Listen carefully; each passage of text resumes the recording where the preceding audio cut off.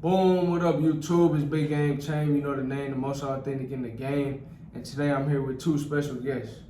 Hi everybody, my name is Harper. I am a senior public health major at the Xavier University of Louisiana, and I'm also the president of the Mental Health Coalition. What's up? What's up, y'all? My name is Aalim. I'm a business finance major, and I'm the incoming VP of the Mental Health Coalition. For sure. And today we'll be talking about, how to stop people pleasing, you know what I'm saying? So we're gonna start it off. First thing is, you have to be able to set boundaries, you know what I mean?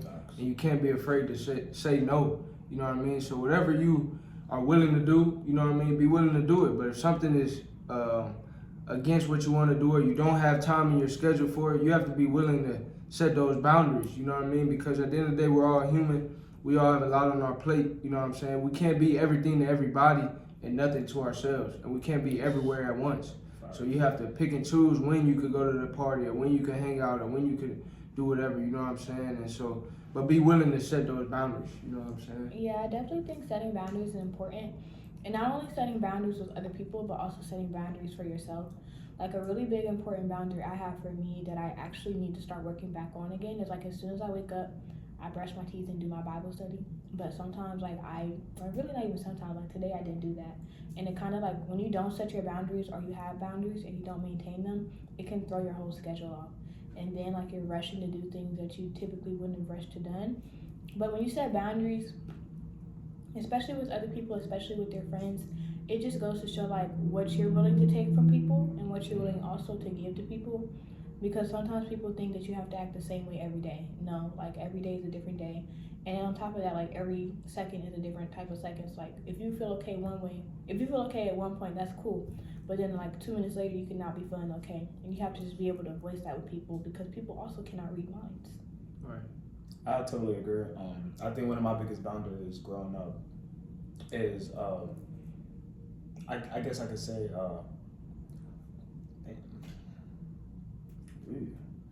knowing when to be quiet. I feel like I was always very talkative. I always thought I knew everything. Sorry. I always thought I knew everything. I feel like I was always hearing the saying, "Oh, you have 2 ears, 1 mouth for a reason. Utilize it."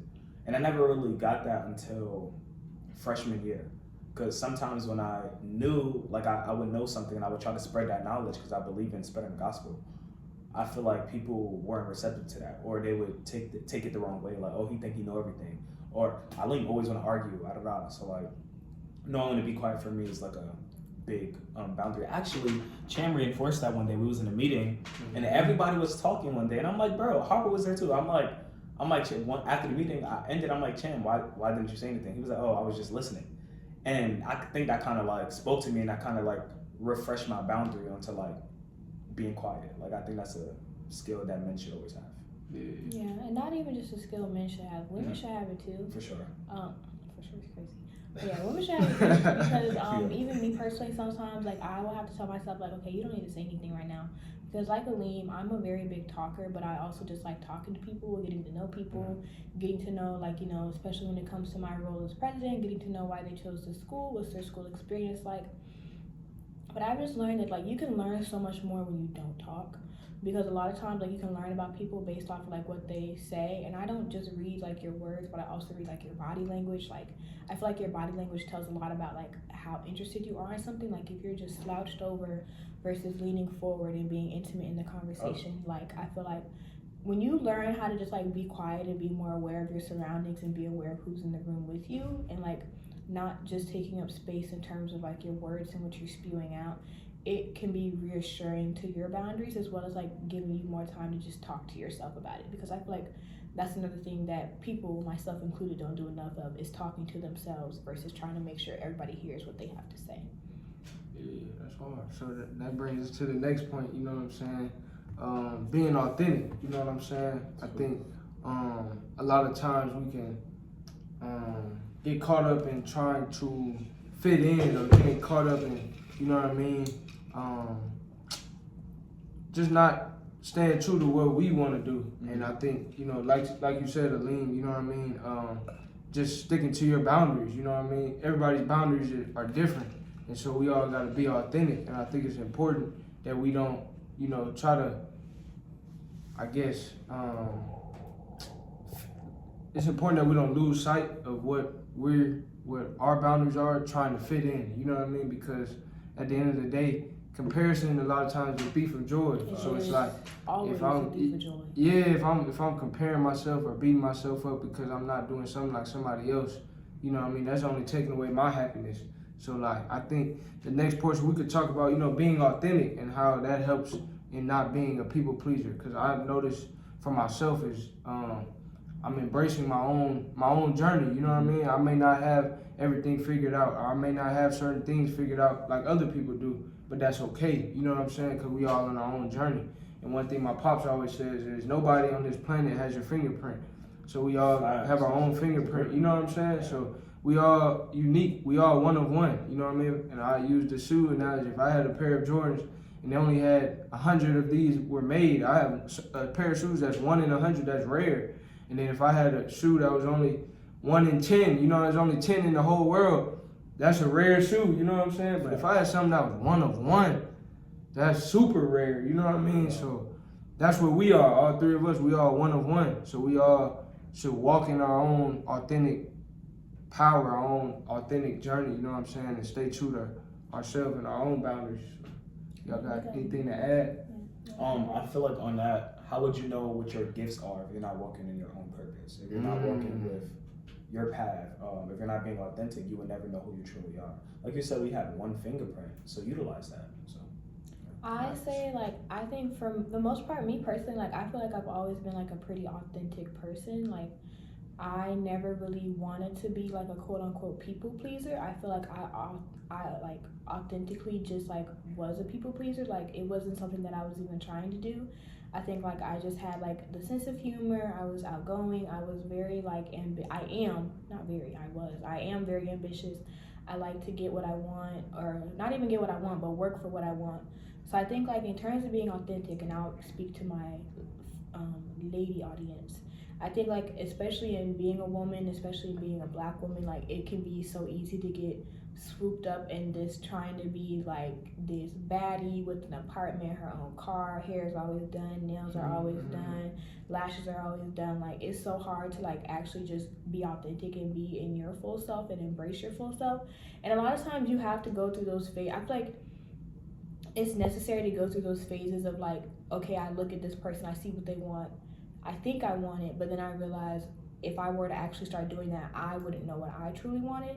So like, I think it's important to have like those moments where like you realize like, okay, I really am one of one. Like, I really only have, nobody has a fingerprint like I do. I am unique. And I feel like it's so much more beauty in being unique than trying to fit into a box, because like you may be able to fit into that box now, but like in 5 minutes, in 10 minutes, in a month, in a year, that box might be something that you want to outgrow. And then like you'll always hear, at least I know my mom will tell me, is like, you know, when she was younger, she couldn't do what we're doing now. When she was younger, she didn't have the opportunities to do what I'm able to do now. So I feel like, you know, in like 10, 15 years, that's going to be me talking to younger people. So I feel like it's better for me now to just live and do what I want to do now and learn from those mistakes as I get older, versus trying to fit and appease what is culturally or what is socially right.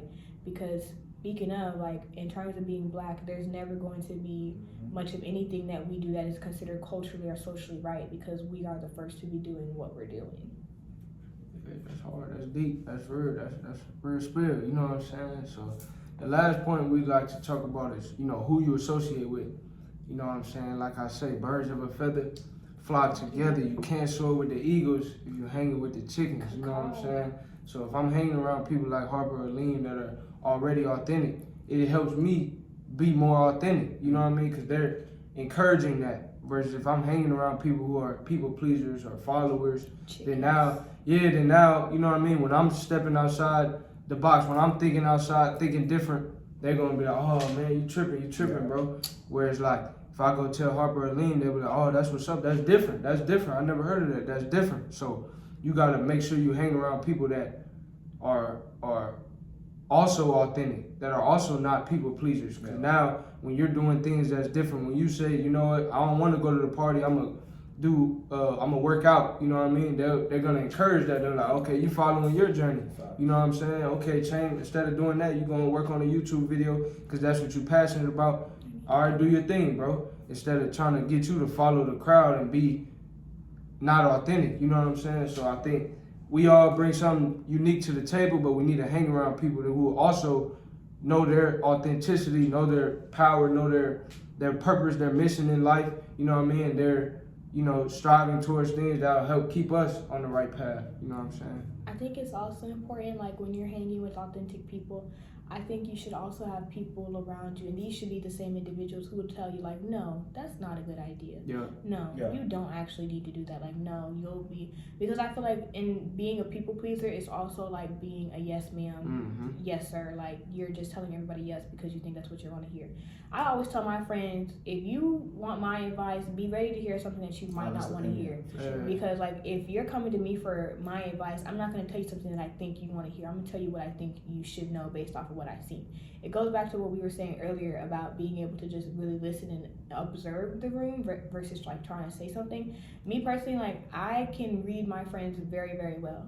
That doesn't mean like you have to be rude about it or, you know, like be spiteful about it when you're telling people. It's just like you just have, sometimes you just really need to tell that person no, like, no. And then it's like not even just you telling them no for them, it's also you telling them no for yourself, because a lot of times your friends, like, they want to come to you for advice, but really they just want someone to talk to about it and somebody that's going to agree with them.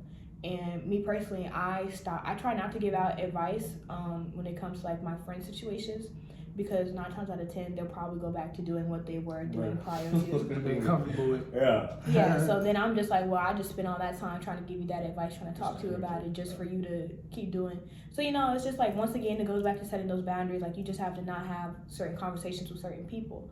Like, for example, one of my friends, like one of my good friends, she's a part of the Divine Nine, and she would come and talk to me about stuff that would happen in the Divine Nine. I'm not a part of the Divine Nine, so I had to tell her, like, we can't keep talking about this because I'm not a part of it, so my input is basically null and void. So, like, it just goes back to setting boundaries, being consistent with your boundaries, and being authentic in yourself. It's all a learning experience. Beautifully said. Well, we appreciate y'all. You know what I'm saying? If you enjoyed the video, like, comment, subscribe. You know what I'm saying? Let us know what you would like to see next. Yeah, facts. We'll catch you on the next video. Bye.